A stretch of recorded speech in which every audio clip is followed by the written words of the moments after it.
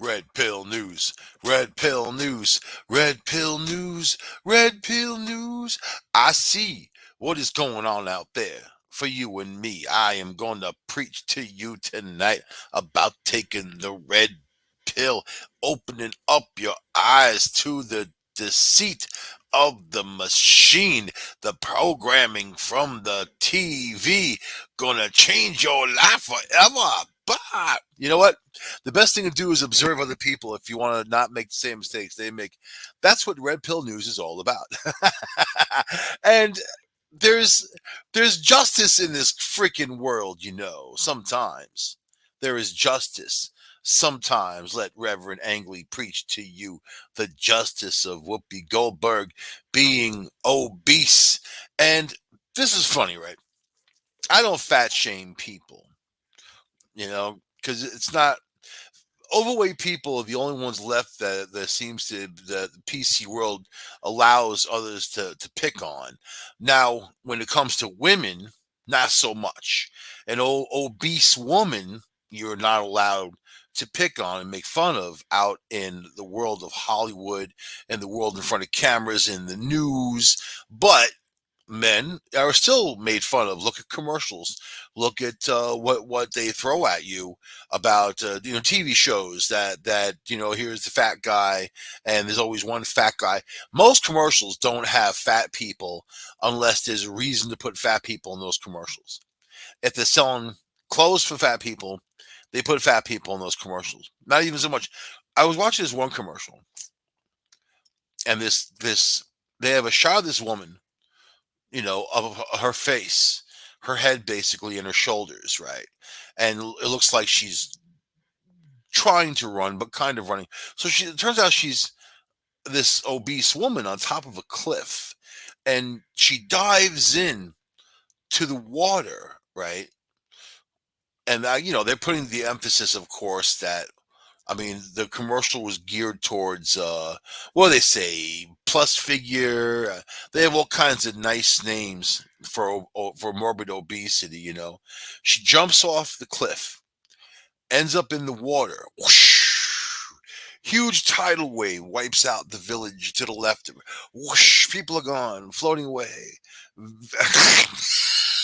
I'm just kidding. That didn't happen. It happened in my mind, which made the commercial more interesting. So she's swimming around the water, and then there's other obese women in the water also swimming around. And you're thinking, what is it about this place? There's so many obese women. Just don't eat the food there or something. You know, you know. But they were just trying to sell something for obese women. You know, painting the image, confusing the hell out of the local whale population. Of course, they didn't know what the hell was going on, but the reality is the world is geared the commercial world is geared for taking your money out of your pocket. Religion is geared for taking the money out of your pocket. The government's geared for taking your money out of your pocket. So if they all want your money, it seems like you got some control and power in there somewhere. You know what I mean? But fat shaming is wrong to do. For I was a fat kid in school, people tortured me over it, made my life a living hell until I was tall enough and big enough where they were afraid of me. And then I was the big guy in the room. It became like that, but still, it's just the low mentality of picking on someone who's different than other than yourself. But yeah, you're not going to see obese people in these financial commercials. You're not going to see them in these nice clothing commercials or even Target and places like that. They're not looking for that audience. By the way, they say that 60% of the United States of America is either overweight or obese. 60%, right? 6 out of 10 people are pushing the pounds. Probably more American to be fat than not be fat, but you don't see it represented in commercials. You also don't see poor people represented in commercials.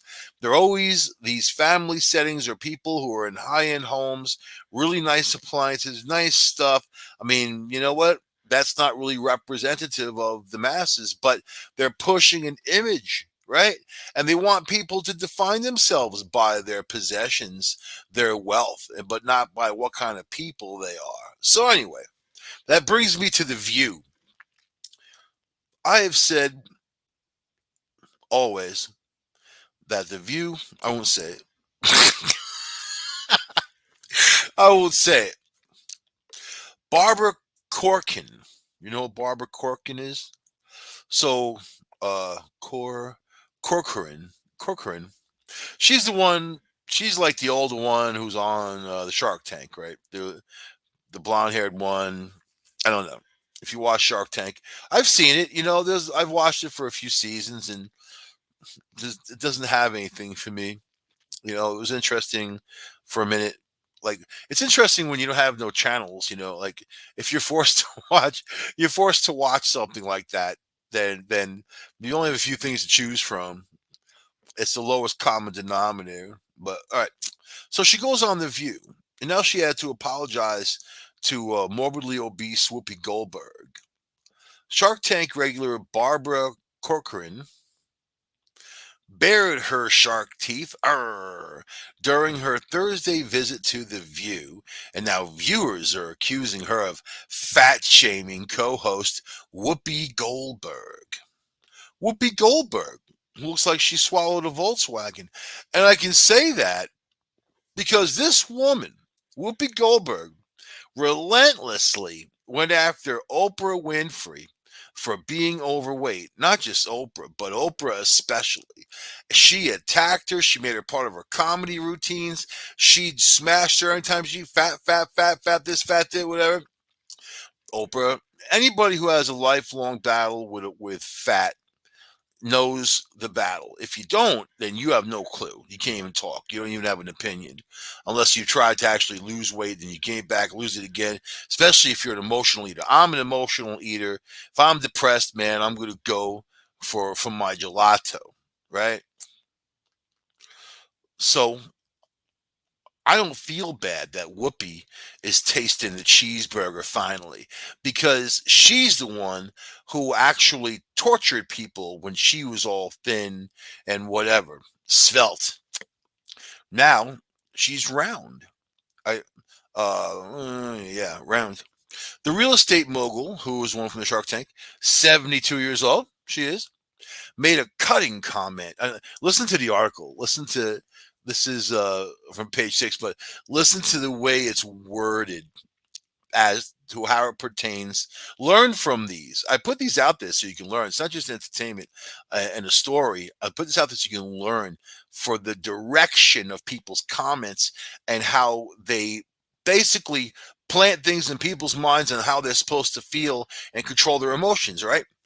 The real estate mogul, 72, made a cutting comment after Goldberg jokingly asked if she'd be able to fit into jeans that are made from Good American, a denim company co-founded by Khloe Kardashian and Shark Tank star Emma Greed.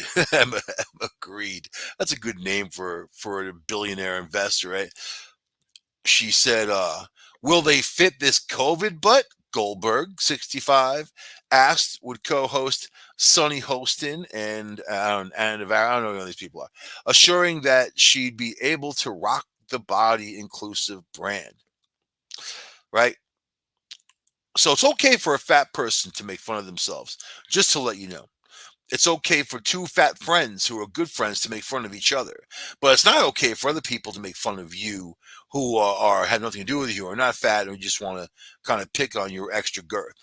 So Corcoran, seemingly out of the blue, felt the need to chime in. She said, "When you get finished with those jeans and decide you don't like them, give them to me. I'm gonna make two pair." So a joke. That's just a plain, all right. Is that a mean thing to say? Yeah, it's a mean thing to say. And you can tell that woman doesn't care about people's feelings. She's not in the world of feelings. If you think that these people are in the world of feelings, your expectations are way too high, right? I'm a zero expectation type of person. Either if I have expectations, they're usually negative and they're usually right on target because I automatically know what I'm dealing with, all right? So, the zinger led to loud groans from the studio audience. That was all the moo cows out there trying to eat that cheese and chew on their cud while their leader just got dissed over her jeans. Moo. There was loud mooing coming from the audience. Corker was quite scared. Moo. Moo. They were mad. I got mad cow disease. Moo, mad cow disease. All right. The disappointment from Goldberg, who turned to the crowd and frowned as Corcoran smiled awkwardly. Oh, when you just like basically went on the View and you stomped on this morbidly obese host, and then now the whole audience is mooing at you, turning on you, man. And you look like the stick of corn in the room, man. You don't want to be no ear of corn around a bunch of hungry cows. I learned that after living in the country, man. The city, you don't know those things. You hear that cow jumped over the moon type of stuff. That's all BS. Cow never jumped over the moon. But cow does eat corn. All right. Navarro quickly, now Navarro is one of the hosts, of course. So she's going to rush to be the bodyguard of Whoopi. You know, she ran to her side and automatically went into orbit from Whoopi's massive, massive gravity. Navarro quickly rushed to Whoopi's defense by poking fun at the real estate mogul's sartorial choices. Her sartorial choices. Whoopi so she rushes to her side to insult this other one, right? That's what she did. She's not going to say, Whoopi, you're not so fat. You know, come on, no. She's not going to say that. Whoopi, let me tell you something. Both Sarah Haynes and Jill Biden wore that dress already on TV, she said, pointing at Cochran's floral bodycon. So this woman insults her ugly floral dress, Sarah Haynes, whoever the hell that is, and Jill Biden. So three women, three females. So she's insulting their taste, insulting what they're wearing, right? She's not saying that their dresses are pup tents or can be used to host weddings. It's so big. So and then she pulls out the big guns. Donald Trump Jr. tried that on me. It didn't work, Navarro added, referring to Don Jr. recently tweeting, given the Anna Navarro news, I think it's time for a national conversation about the dangers of COVID-19 and obesity following her false positive test for the coronavirus. So that's the problem. It becomes political. This woman makes a fat comment about Whoopi Goldberg, who has made fat comments about many people, including Oprah. Come on, man.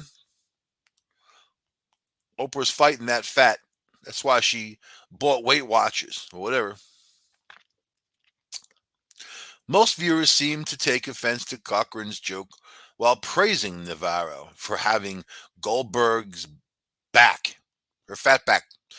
Don't come for don't come for the moderator. One viewer wrote. Anna is good friends with all the co-hosts and very close to Whoopi. Anna will call you out in a second if you come for one of the co-hosts, but will really come for you if you mess with Whoopi. You see, at that point, I would have turned it around. I would have went dozens. You ever hear the dozens, man? Game people used to play back in the day in the city, man. They were cutting them apart, cutting each other apart, insulting each other, you know?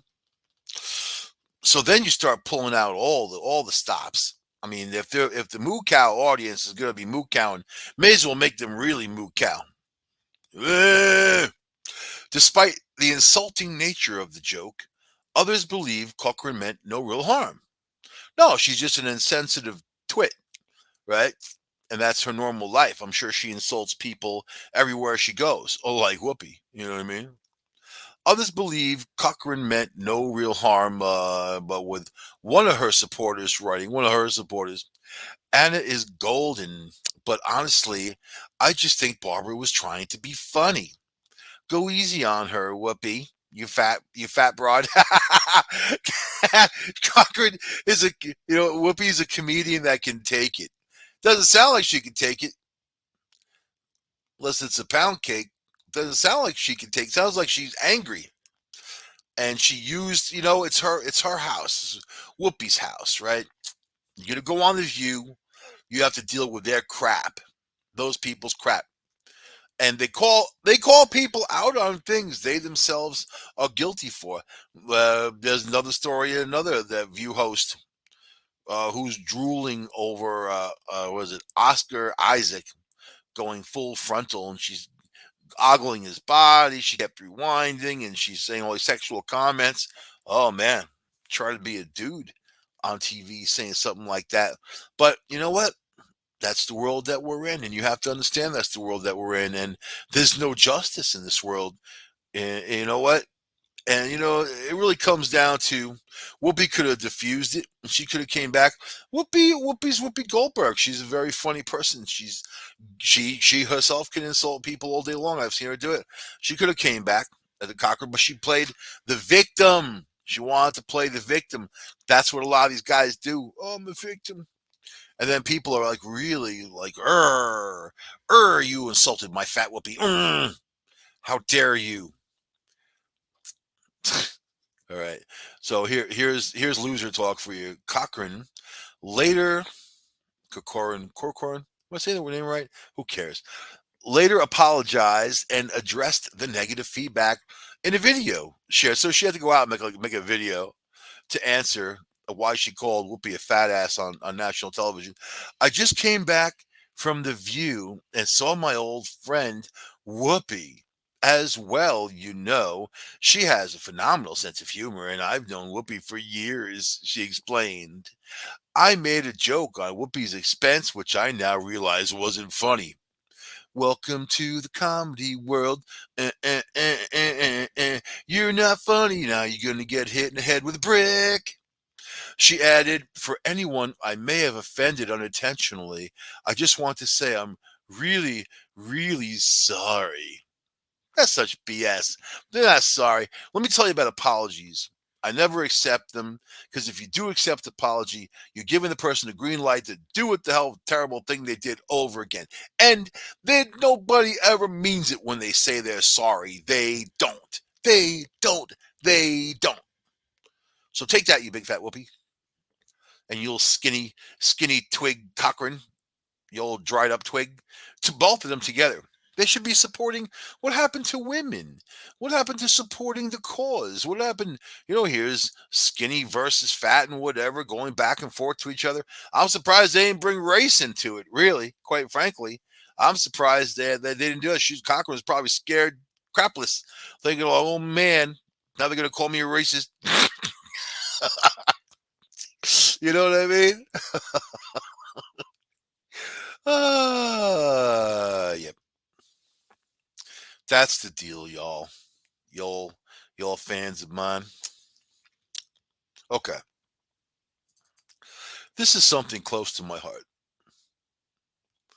Not really. This is something that made me go, uh-huh. So, all right. It's a terrible story, actually.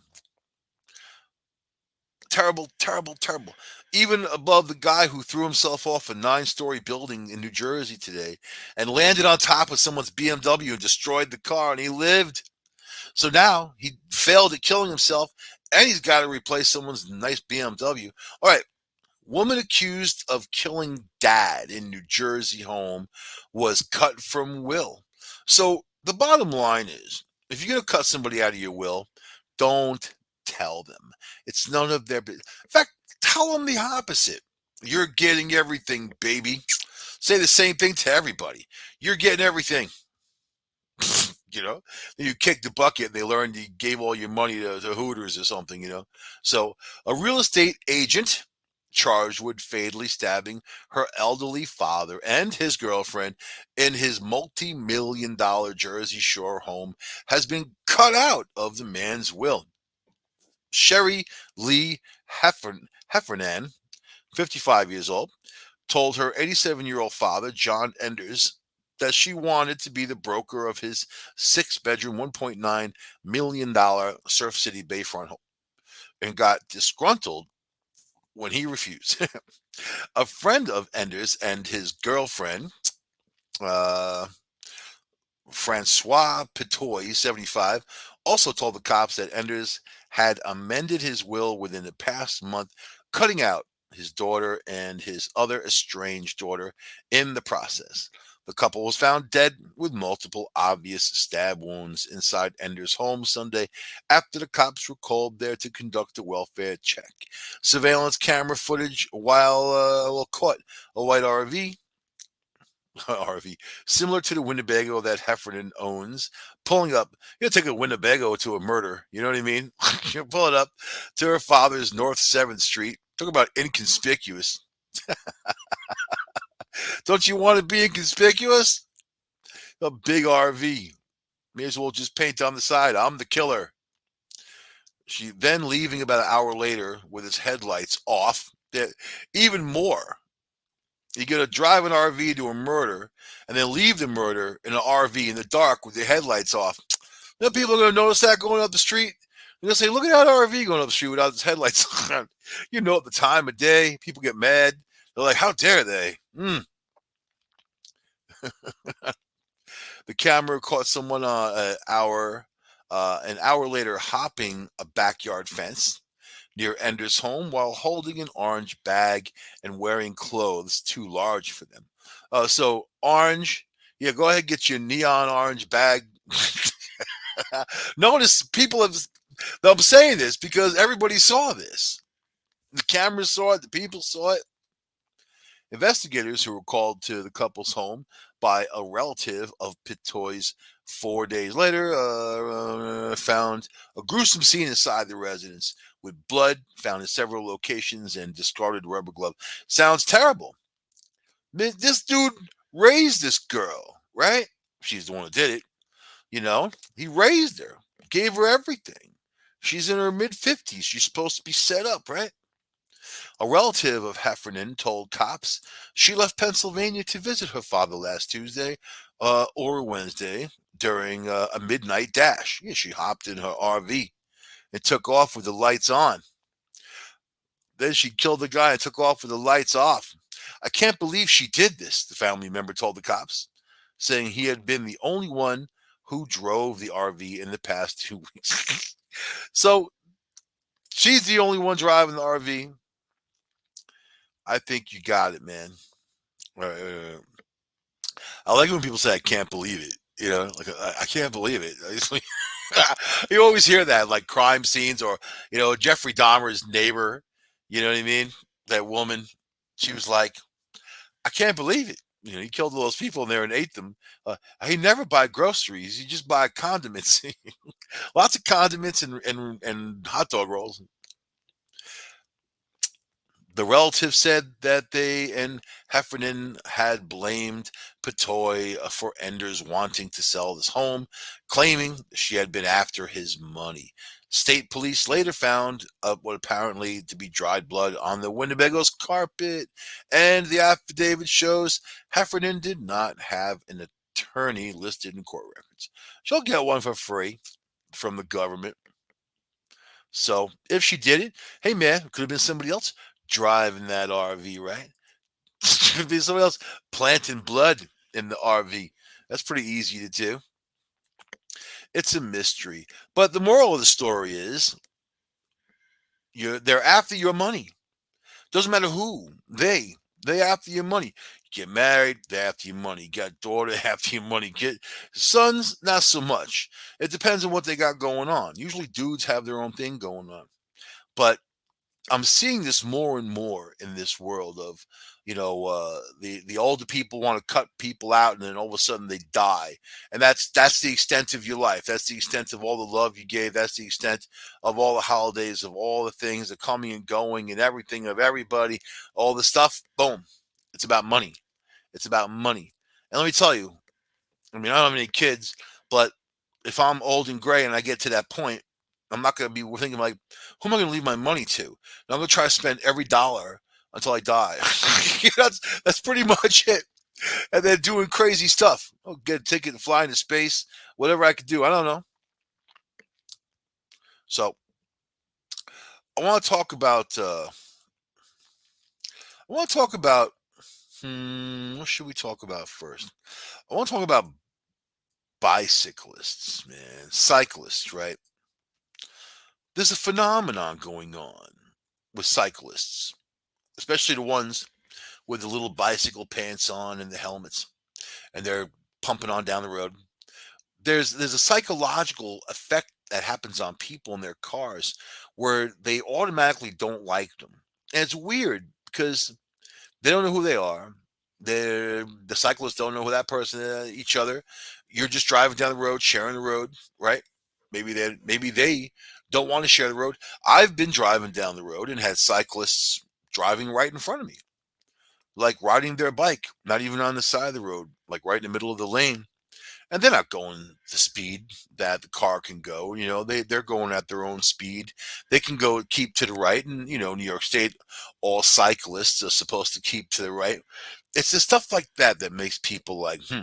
One day, I was up at Cornell in the back of it there, driving through, and there was these two cyclists in the road, right? And they're riding tandem next to each other, talking to each other, and they're going like 10 miles an hour, and I'm behind them. A whole bunch of traffic's behind me.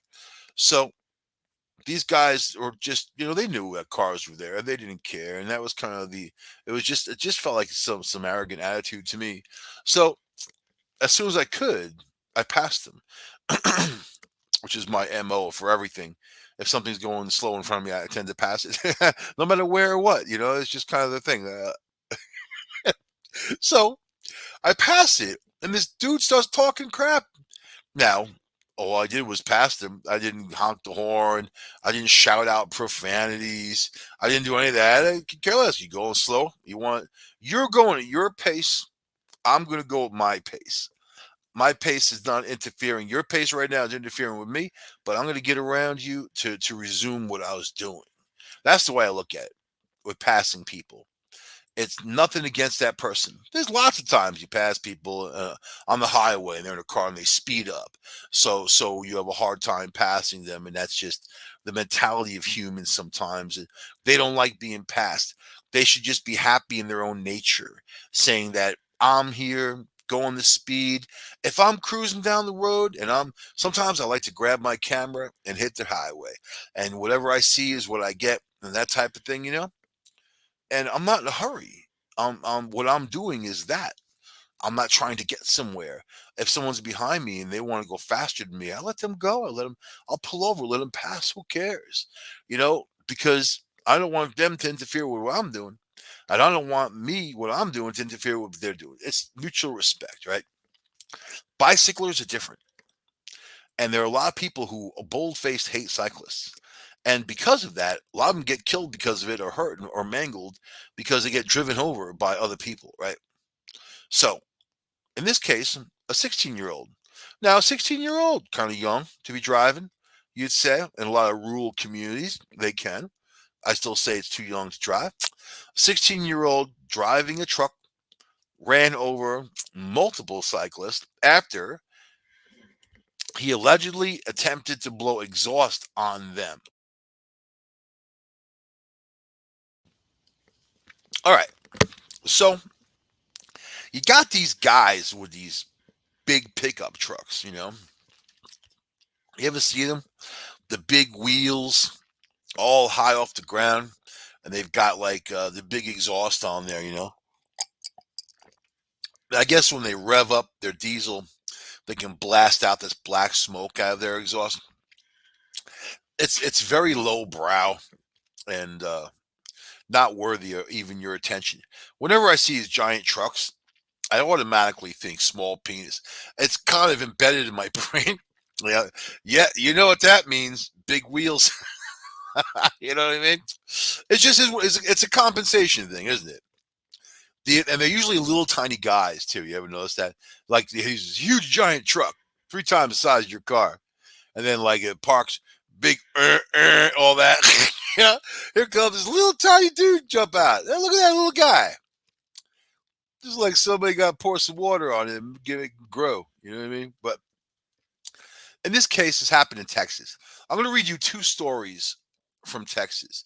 Both are going to shock and alarm you, right? Both have to do with young people. A 16-year-old, well, let's see, a teen driving a truck in Texas ran over six cyclists on Saturday, sending four of them to the hospital with non life threatening injuries. The cyclists riding along a Houston highway. Uh, they were cruising along when a black diesel pickup truck intentionally slowed down and then accelerated in front of them to blow exhaust on the cyclists. So already, the kid's doing the wrong thing, not ignoring the cyclist. I'm going to slow down and F with these people. I'm gonna blow exhaust on them, which could make if those were like New York City cyclists, they'd shoot you for doing something like that. You know what I mean?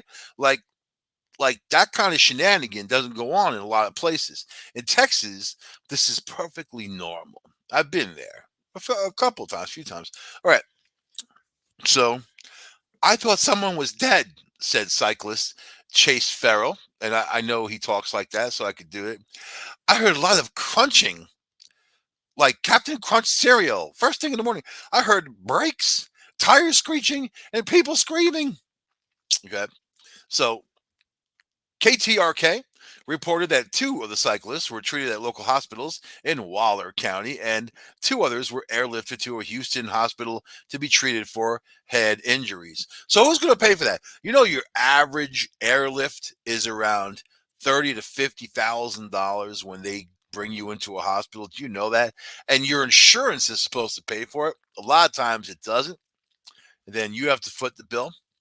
You know, number one cause of bankruptcy in America is health concerns, lack of health insurance, lack of money. Farrell said the group was about 75 miles into their ride as they trained for an Iron Man. Well, you're the Iron Man. Come on, you're the Iron Man. You can't deal with a pickup truck. After the truck blew exhaust on the cyclist in Farrell's lane, the driver attempted to do the same maneuver on cyclists riding ahead and somehow culminated in the collision. The reason he couldn't stop is because he was accelerating to blow more diesel fuel on these cyclists, Farrell said. He ended up hitting three people before his brakes even started. That's the problem being 16 and not knowing how to use a truck properly, man. Blow exhaust on people. Ugh, idiot. What an idiot. All right. Farrell added that the driver, identified as a 16-year-old male, was intentionally trying to harass cyclists. Authorities did not comment on the driver's condition. There was no reason for this to happen. The driver's condition. He was safe in a pickup truck. You think he'd run over a bunch of bicyclists? Something's going to happen to you? There was no reason for this to happen, Farrell said, adding that the teen stayed on the scene following the collision. It wasn't like he was on his phone. He definitely meant to try to scare these people, intimidate them in some way, made a mistake. Isn't that a hate crime? If he's hating bicyclers so much, you know. The teen driver was not arrested as of Saturday, and the Waller County Sheriff's Office did not immediately respond. So, how would you feel if this idiot was trying to blow smoke on you? You're on your bicycle with your group of people, and this guy, you don't even know you, no reason for anything. He just wants to mess with you, and he does this maneuver and ends up running over, sending you airlifted to the hospital with a bunch of your friends, destroying your equipment, everything, and he's not arrested. I mean, wouldn't you just be like, what is going on in this country? Like, how come this guy is not sitting there, cooling his heels in a detention facility for nearly killing these people? Would he be arrested if he killed the people? So now I'm going to read you another story in Texas. This is another teenager doing a different type of thing, certainly. All right. Suspected Texas high school gunman released on bail one day after a teacher and students were shot. All right. Here we go. The Texas student who allegedly opened fire at his high school, injuring four people, included a teacher. He shot a teacher, collapsed the teacher's lung, broke the rib, got shot with a handgun. He was sprung from jail on Thursday afternoon as an attorney who joined him by his side insisted that the case wasn't a standard issue school shooting. That's got to make you feel better. He opens fire in a classroom. He gets out. And you know what's funny? I was telling one of my friends a story earlier.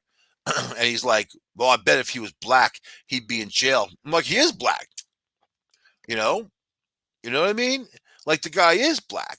It's kind of funny how people like jump to that and say that stuff. So Timothy George Simpkins, 18, who attends Timberview High School in Arlington, will report to home confinement after he posted $75,000 bond to Tarrant County. So obviously, someone's got some money around him if they have enough to put down and get a bail bondsman. You know, it's still a chunk of money you have to put down or sign your house over. And he's 18, and he brought a handgun to school, and he shot teachers and other people.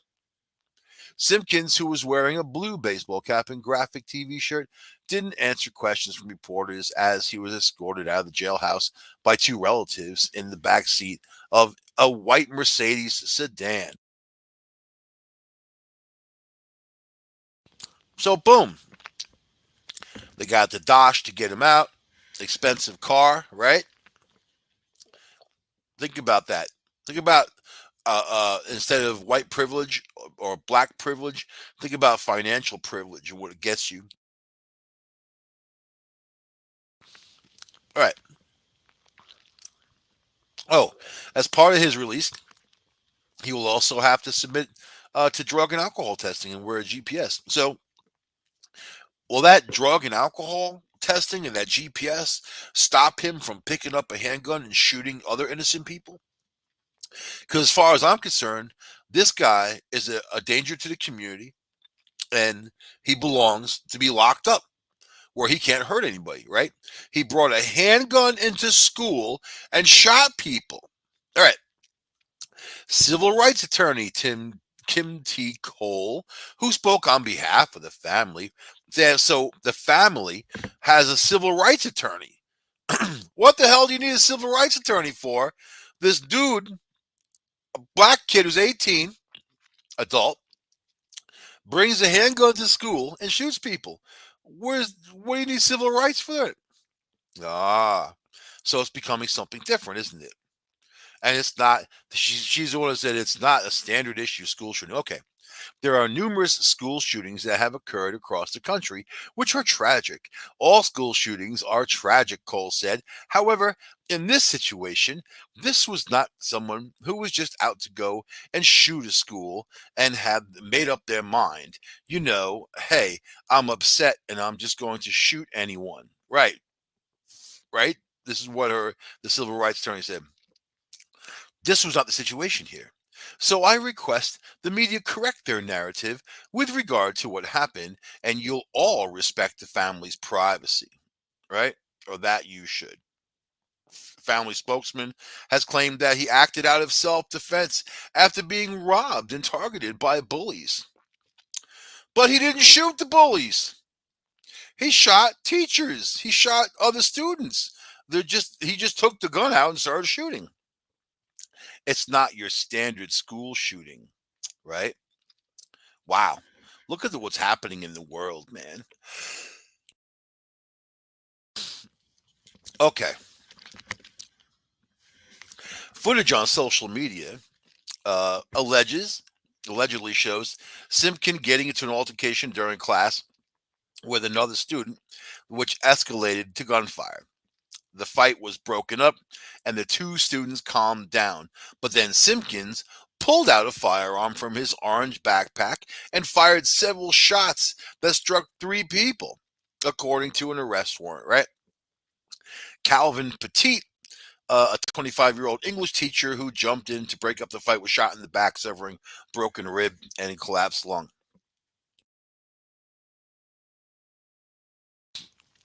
And he could have easily died, right? The other victims were identified as Zacchaeus Selby, Emifui Alupo, whatever, and Parisia Ultima, according to the bond document. Police have said a 15-year-old boy was in critical condition while a teenage girl was grazed by a bullet and that when they've been discharged from the hospital. A fourth victim, a pregnant woman, was injured during the fall during the shooting. So you have four people who were injured, three of them that were shot. Right? Simpkin was charged with 3 counts of aggravated assault with a deadly weapon. So this is Texas, and this is interesting. You have a situation where a dude, 18-year-old male, brings a gun to school, gets into an altercation with someone. Altercation's over, but then he pulls out the gun and shoots a bunch of innocent people, women and children. He shot women and children and a teacher, right? And one of them's in critical condition. And they let him go on for money. They let him go on bond. You are in danger in so many places in the United States of America. You are in danger. This government, because of all the nonsense they're engaged in, especially, you know, I mean, I don't know how you bring a gun into school and whip it out and shoot a bunch of people, and then you're home with an ankle bracelet, except money, right? Money and power, or that town doesn't want to be labeled as something. They don't want to play the game. They have a civil rights attorney. You have a civil rights attorney because the guy shot a school. If anything, he's the one who endangered and violated other people's civil rights in that school, right? And this is the world we're in. This is the world we're in. And yet again, Britney Spears takes off her clothes. You know what? A day without Britney Spears showing her boobs on social media is like a day without sunshine, man. So Britney Spears shares nude photos from vacation after conservatorship win. So she wants to show everybody her naked body. Britney celebrated her latest conservatorship by sharing a series of nude photos from her vacation with her fiance, Sam Ashari. Asghari. Asghari. The pop superstar, 39 years old, hitting the wall, posted several snaps of herself posing in front of a bathtub wearing nothing except for strategically placed flower emojis. Her post also included images of her on a secluded beach, blah, blah, blah, blah, blah, playing in the Pacific, never hurt anybody, Spears wrote. But don't you see, like, it's just such a weird thing. She's answering these lawsuits and these things with nude photos. And if that doesn't show you like where her mentality is, I don't know, man. You know, it really is sad to see it because it's a version of mental illness. She's doing it. There's a deep seated issue going on with her while she's doing this, but the publicity around it and the people clapping their hands, and the guy that she's supposedly engaged to, who the only thing he cares about is her money, basically, right? Even people criticized him when he proposed to her. And I don't even know why the hell I'm following this, except it's a spectacle. It's a freaking horrible car accident that you're driving past. You can't not look. You can't not look. You gotta look. Oh my God, what's going on over there? Boobs. Britney's boobs. Who cares? Who cares about boobs? She does. You know what I mean? So it's kind of you know, I don't feel bad for people. Only sometimes. You know what I mean? And I think that when you allow someone to say that they're a victim enough times, they don't live their lives anymore. They live their lives. They use everything that they have, all these so-called conditions, all these so-called things they're diagnosed with, these mental disorders, defiance disorder, things. You hear all kinds of stuff. Let me tell you, man, people are people are people. And you have drug companies out there that make a pill for everything. The more conditions they have, the more pills they make, the more they get people hooked on pills, and the more it's a controlling factor. I've heard people who are very famous describe themselves as the conditions that they've been diagnosed as. They don't have an identity anymore. They have become that condition. Right. The more you see this in society, the more you deal with people with this, the more they're harder to deal with. So, which brings me to Normus Reedus and Helen Christensen's 21-year-old son who was arrested for assault. And I'm looking at this dude right now. He looks very light, we'll say. I'm not going to sing songs about Norman Reedus. He's an actor. People like the role these guys play. And, he's on the Walking Dead, right? They like the role they plays and whatever. Let me tell you, in an apocalypse situation like that, and people going running around, old people, dead people coming at you to eat you. If you're the one with a crossbow, you're going to be the first person to die, and that's that simple. And but for these TV shows, they do amazing things because it's fantasy, and they can do whatever they want. When you write your own movie or television show, you can do. It doesn't have to be real. It's not real. It's a zombie apocalypse. The only thing that has to be real about it is the human nature behind it, but then all the little particular is fine. That doesn't matter, right? So this guy's name is Mingus. Mingus Reedus, right? The son of superstars Norman Reedus and Helena Christensen. I actually don't know who Helena Christensen is. I probably would know if I saw a picture of her. Was recently arrested for assaulting a woman in New York City. So now the headline is Norman Reedus and Helen Christensen's 21-year-old son arrested for assault. Now, it doesn't have Mingus Reedus arrested for assault of a woman in New York City. That's not the headline.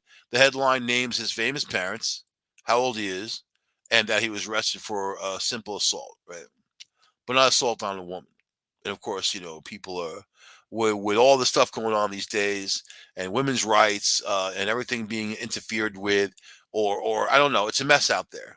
Women still don't have rights. Men don't have rights in most cases either. So I got news for you. Mingus Reedus, all right. According to the New York City Police Department, DCPI, authorities responded to a 911 call on Friday, September 24th. That was my birthday at 10:15 p.m. Eastern Standard Time about an assault that occurred around Mulberry Street and Baxter Street near the 5th Precinct, right?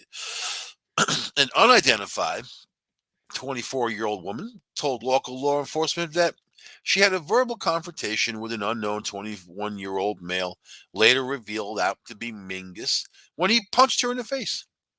The victim sustained an injury below her left eye, and she was transported to New York's downtown hospital. She is in stable condition. She's lucky she wasn't in Texas in school getting shot by a dude who's running the streets. Just throw that in there. And she's also lucky that this Mingus looks like a weak little dude. But anyway. Okay, Mingus spoke to the New York Daily News about the ordeal, alleging that the victim and her friend came after him and his group at the San Gennaro Festival in the city's Little Italy. Little Italy, what is it, 2 blocks long now?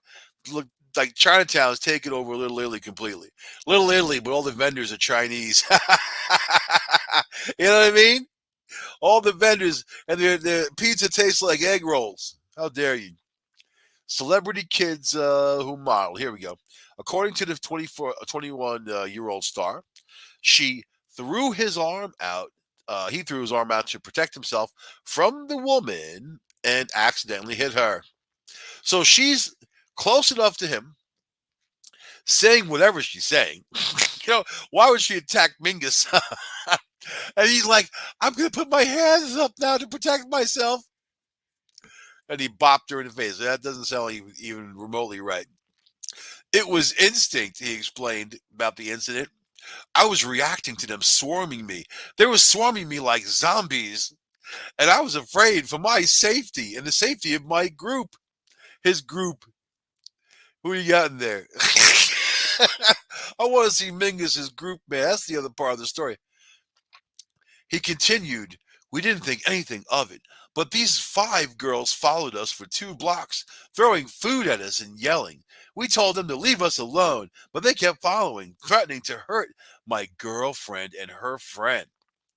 These girls swarmed me," he alleged, one pulling my hair from my back, another throwing water in my face. Mingus recalled throwing his arms out to defend himself from the woman and her friends when he hit one of them. 10 seconds later, the police got involved. 10 seconds. They're fast on the scene, man. NYPD. Mingus shared police saw one of the girls hurt and refused to listen to the context. My intention for that day was to mind my own business and play fair games. That's what he said. Mind his own business and go to San Gennaro Fest and play Chinese checkers in his own fair game. According to the outlet, the star is expected in court in upcoming weeks. Representative for Norman and Helena had no immediate comment about Mingus. So all of a sudden, a bunch of girls start messing with you for no reason in New York City, throw food at you, pull your hair. Yeah, these guys. Guarantee there's alcohol involved. Guarantee the other stuff too. Guarantee they just got into it, and these guys weren't really secure enough to shake a gaggle of girls. But good. That's a good show to end. That's a good story to end the show with me. But yeah. Oh, I want to talk about this one too. We just don't have the time though. Don't have the time. We'll do this next week. Girlfriend draws up 17-page contract for Tinder flame after dating 2 weeks. This girl made it. I gotta talk about that. It's funny as hell. 17-page contract to date somebody. Remember when dating was easy? You saw someone you like. Hey, you want to go out? Yeah. And you go. Go have a good time. You go to San Gennaro and get harassed by a gaggle of girls and get a punch one in the face. I was defending myself. If you can't handle a bunch of girls, you're not going to handle some zombie thing, man. You know what? Apples do fall far from the tree. That's got to take Norman Reedus. He's got to be sitting there like, ugh, ugh. What is he known for anyway? Killing zombies. You know, I don't look at actors and these famous people like they're gods or so they know more than me or they know more than the next person. Or there's some geniuses. I don't look at them at all. I look at them as the entertainment monkeys that they are. You know, it's entertainment, right? You know, in the real world, that guy Norman Reedus, his character on that show, he was basically like kind of the white trash you don't want to go near to begin with, and the only reason why they did is because people wanted to eat, and he's redneck enough to go hunting. You know what I mean? Get some food, eat those squirrels, that type of stuff. But if you have the choice of living in a zombie apocalypse where your life is in danger all of the time and you have to rely on squirrels for food, man, you know what I mean? I think it's just time to jump off a cliff. At that rate, you're done. You really want to survive? You're running around with a dude crossbow on a motorcycle? What apocalypse are you in, buddy? You're in the I'm a lucky bastard apocalypse. Because you know you've seen all these other things where people just swarm you. You get a swarm, 1,000 zombies coming at you. Oh, no, I'm all right on my motorcycle. Now I got this crossbow. You know, you don't mess with me. He would have been eaten first, right? Anyway, I'm going to end the show on that note. I know you're Norman Reedus fans. I don't want to hear any negative feedback. I think he's a fine actor. I think that the role is fine. I stopped watching The Walking Dead basically when they killed that one dude. I mean, you know, Glenn. And I like Negan. I'm a Negan. I'm a Negan type. I'm a Negan. I am Negan. I'm that type of guy. You know what I'm saying? But the show had to end, man. You can't just kill Glenn. Glenn, And his whole thing, his downfall was that relationship with the girl, man. You know, he was happy go lucky, light, funny until he met her. Then his whole life went down the toilet. Let that be a lesson to you out there in the zombie apocalypse and not. Make your right relationship choices, man. That's all. And if you're driving past bicyclists, give them the right of way. And if you see Norman Reedus' son at a San Gennaro festival out there, make sure you don't pull his hair. I will say goodbye to you on the show. I'll see you guys next week on the Red Pill News. Take the red pill, take the red pill, take the red pill. Y'all. On United Public Radio Network, UPRNTalkradio.com. Bye.